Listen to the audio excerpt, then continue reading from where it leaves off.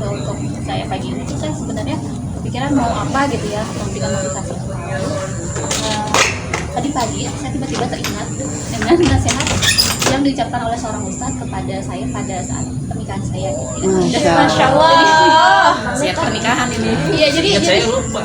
Iya, jadi nasihat itu tuh Masya Allah sangat membekas di hati saya gitu ya. Jadi sangat saya ingat lah, dan insya Allah menjadi salah satu pegangan gitu dalam menghadapi hidup pernikahan gitu. Dan tapi maksudnya ini sesuatu yang umum gitu yang bisa kita pelajari.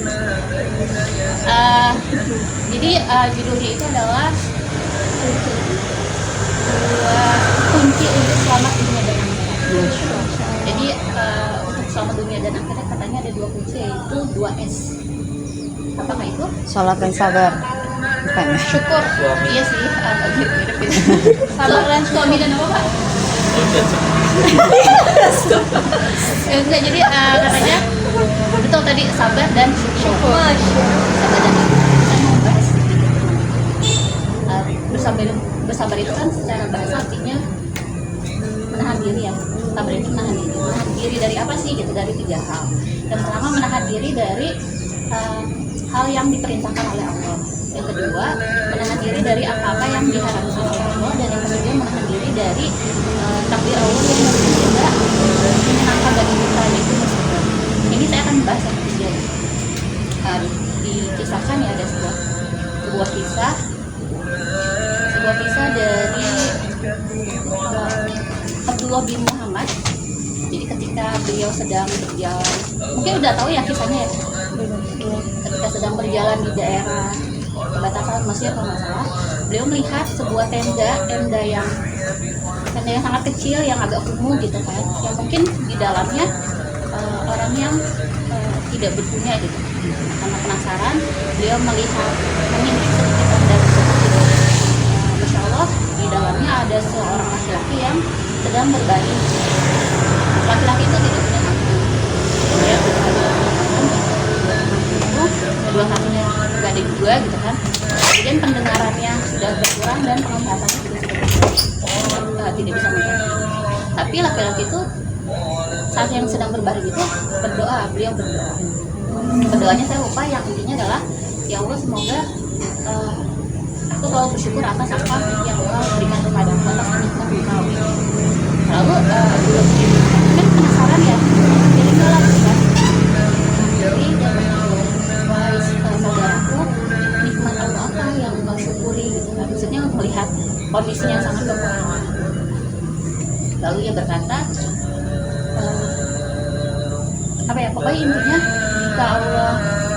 jika Allah menginginkan lautan datang kepadaku, maka aku bisa tenggelam gitu. Jika Allah menghendaki langit ini turun, maka aku bisa saja tenggelam.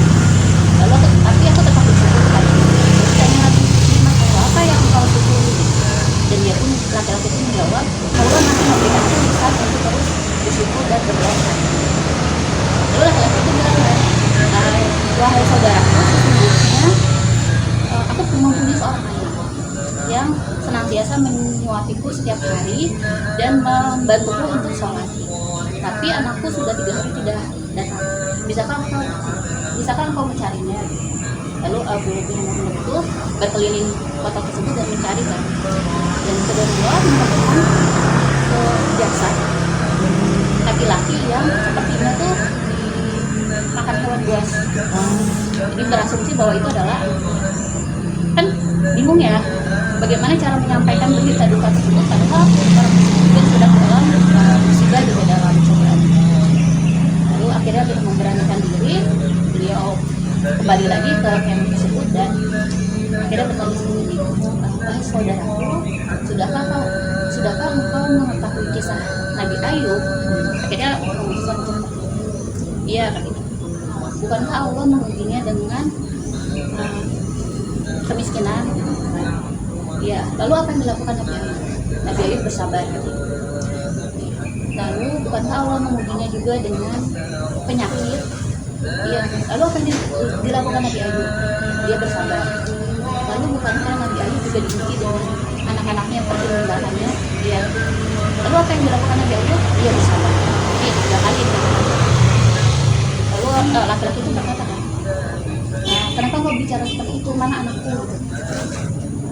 Nah, udah gitu kita bilang kita, maka bersabarnya sudah tewas. Dan apa yang dilakukan laki-laki itu, beliau mengucapkan apa? Alhamdulillah. Alhamdulillah Allah telah menganugerahku seorang putra yang tidak bermaksiat kepada Allah. Jadi Masya Allah gitu ya, di saat yang seperti itu masih mengucapkan alhamdulillah. Lalu dikuburkan ya, ketika dikuburkan dibantu oleh beberapa, kalau salah ada 4 ya, pemegang kuda yang datang gitu, terus berkata, wahai saudaraku, tidakkah engkau tahu siapa laki-laki ini gitu? Ada yang tahu siapa? Yaitu Abu Kilabah ya? Ya, Abu Kilabah kalau nggak salah. Salah satu sahabat Nabi yang memang terkenal dengan kesabaran. Lalu setelah dikuburkan, besoknya atau besoknya lagi gitu, Abdullah bin Umar itu bermimpi beliau melihat sosok laki-laki yang memakai sutra hijau yang sangat indah, kemudian di tempat yang sangat baik gitu ya, di taman yang sangat indah, kemudian perjalanan juga sangat berwibawa gitu. Nah, lalu dia menyapanya gitu kan, bukankah engkau orang yang kami makan kemarin atau kemarin kalau nggak salah gitu. Iya betul. Lalu apa keistimewaanmu hingga Allah menganugerahimu tempat baik seperti ini? Lalu dia berkata seperti ini, laki-laki itu berkata, di surga kita